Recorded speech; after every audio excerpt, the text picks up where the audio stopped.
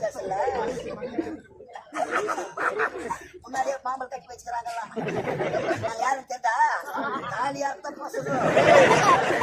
கம்பெனில அடிப்பாட்டு வாங்கி தாலியா 2 மாசத்துல தானா வெளியே வந்துடும். என்னுடைய வாழ்க்கை எடுத்த நீங்க தான் வாழ்க்கையை கெடுத்து விட்டேனா? வாழ்க்கையிலே எத்தனையோ பேருடைய கற்பை சோயாடி இருக்கின்றேன்.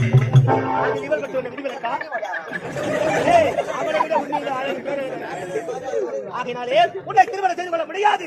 உனக்கு திருமணம் வேண்டும் என்றால் இவனை கட்டிக்கிறேன்.